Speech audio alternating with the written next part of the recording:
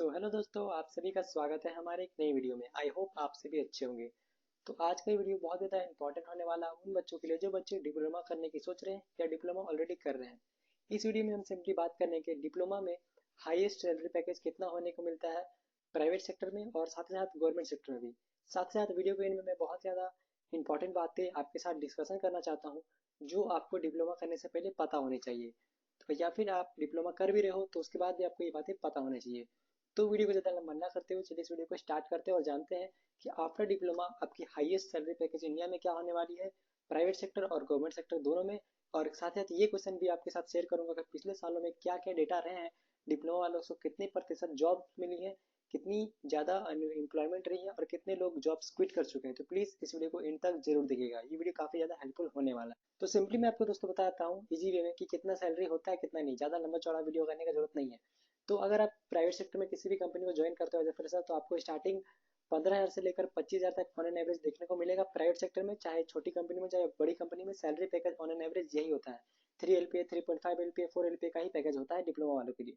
लेकिन जब आपके पास एक्सपीरियंस हो जाता है 3 साल का, 5 साल का, 10 साल का, 15 साल का, जैसे जैसे आपका एक्सपीरियंस गेन होता है किसी भी सेक्टर में वैसे वैसे आपको सैलरी में भी इंक्रीमेंट देखने को मिलता है। उसी तरह से आपका पोजिशन में भी गेन होता है और आपको इन फ्यूचर अच्छा सैलरी पैकेज देखने को मिलता है। इन फ्यूचर अगर मैं बात कर दूं सिंपल वे में कि आफ्टर 10 ईयर का एक्सपीरियंस के बाद, आफ्टर 15 एक्सपीरियंस के बाद, चाहे आप प्राइवेट सेक्टर में करो जॉब, ठीक है, एल्यूमिनियम सेक्टर में कर रहे हो या पावर सेक्टर में कर रहे हो या स्टील सेक्टर में कर रहे हो या किसी भी अच्छी कंपनी में जॉब कर रहे हो जो बहुत ही अच्छा प्रोडक्शन का काम करती है, तो आपको वहाँ पे सैलरी अच्छी इंक्रीमेंट देखने को मिलेगी। शुरुआत भले आपको 15-20 हज़ार से हो, 25 हज़ार से हो, लेकिन एंड तक आप 1 lakh per month, 1.5 lakh per month तक जा सकते हो। मतलब 15 लाख का पैकेज, 20 लाख का पैकेज भी डिप्लोमा वालों का लगता है। लेकिन वो किन के लिए है? जो अच्छी सेक्टर्स में जॉब करे, जो स्टील इंडस्ट्री में काम करे, एल्यूमिनियम की इंडस्ट्री में काम करे, पावर सेक्टर में काम कर रहे हैं, इंफ्रास्ट्रक्चर में काम करे, उनके लिए सैलरी पैकेज है। वो 12 LPA 15 LPA 20 LPA तक जाता है। लेकिन कब जाता है कि जब आपके पास रिलेवेंट एक्सपीरियंस होता है। ऐसा नहीं कि आप एज ए फ्रेशर निकल रहे हो और आप सोचोगे कि मुझे 10 LPA का पैकेज या 15 LPA का पैकेज या लाखों का पैकेज हर महीने देखने को मिलेगा। लेकिन आपके पास जैसे एक्सपीरियंस गेन होता है तो उस एक्सपीरियंस के बेसिस पे आपके सैलरी में भी इंक्रीमेंट और पोजीशन में भी इंक्रीमेंट देखने को मिलता है। तो अगर आप डिप्लोमा करने का सोच रहे हो तो आपके लिए एक बेस्ट ऑप्शन है सैलरी के मामले में। लेकिन आपको थोड़ा सा सब्र करना पड़ेगा, थोड़ा सा वेट करना पड़ेगा, अपने एक्सपीरियंस को बढ़ाना पड़ेगा, तभी आप लाखों का पैकेज तक पहुंच सकते हो। हमारी भी शुरुआत 15-20 हज़ार से ही हुई और वहां तक जाने के लिए हमें सालों का वक्त लगेगा। तो अब हम जान लेते हैं कि अपने गवर्नमेंट सेक्टर में हम कितना कमा सकते हैं। प्राइवेट सेक्टर को तो मैंने बताया महीने के लाखों भी कमा सकते हैं और हजारों से ही शुरुआत कर सकते हैं। लेकिन गवर्नमेंट सेक्टर में भी आपको on an average starting salary 25,000 से लेकर 35,000 देखने को मिलेगी। अगर पावर ग्रिड के सेक्टर में जा रहे हो, इंफ्रास्ट्रक्चर सेक्टर में जा रहे हो, सिविल सर्विसेज में जाना चाहते हो, जो डिप्लोमा डिप्लोमा बेसिस पे निकलते हैं, तो उसमें भी आपको स्टार्टिंग 25,000 से लेकर 35,000 तक मिलती है स्टार्टिंग। और वो भी 1 लाख 1.5 लाख के आसपास जाता है जब आपके पास एक्सपीरियंस हो जाता है, जब पोजिशन में भी इंक्रीमेंट जब देखने को मिलता है उस समय भी। तो मैंने अभी सिंपली बता दिया इजी वे में कि प्राइवेट के बाद आपको कितना सैलरी को देखने को मिलेगा। अप टू 1 लाख 1.5 लाख तक भी जाता है। लेकिन कब जाता है? 10 साल 15 साल के एक्सपीरियंस के बाद। कोई भी चीज़ जल्दी आपको नहीं मिल जाएगी, थोड़ा सा संघर्ष करना पड़ेगा, थोड़ा सा मेहनत तो करना पड़ेगा उस तक पहुंचने के लिए।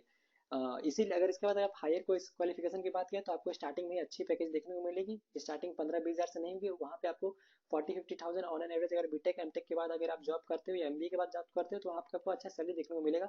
लेकिन डिप्लोमा वालों के लिए क्या है ना, एक्सपीरियंस ज़्यादा मायने रखता है, तो आपको वहाँ पे एक्सपीरियंस लेना पड़ेगा, काम सीखना पड़ेगा, उसके बाद ही पैसे आपको ज़्यादा मिलेंगे, बट मिलेंगे ही मिलेंगे।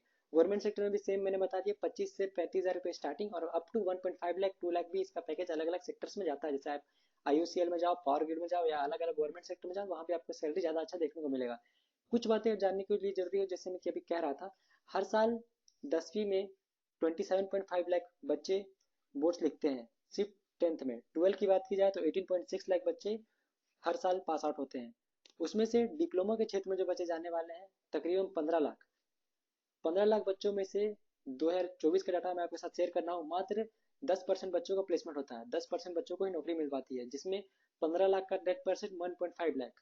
अब मान लीजिए 15 लाख बच्चे पास एग्जाम दिए, पास आउट हुए इंजीनियरिंग के फील्ड में, लेकिन उसमें से सिर्फ 1.5 लाख बच्चों का ही जॉब लग पाता है, 13.5 लाख बच्चे बेरोजगार रह जाते हैं।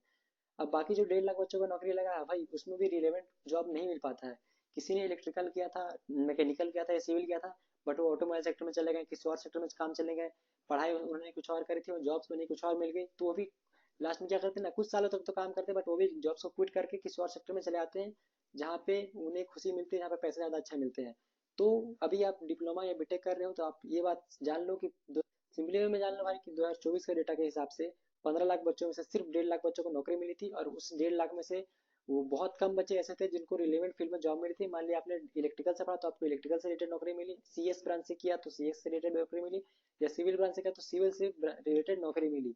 तो अभी के टाइम पे आपको संघर्ष ज्यादा करना पड़ेगा, मेहनत ज्यादा करना पड़ेगा हाईएस्ट सैलरी के लिए, क्योंकि अभी क्या है ना, हर फील्ड में लाखों करोड़ों की भीड़ ऑलरेडी जा चुकी है, तो आपको वहाँ पे जॉब्स को पाना बहुत ज्यादा मुश्किल होता है इस तरह के।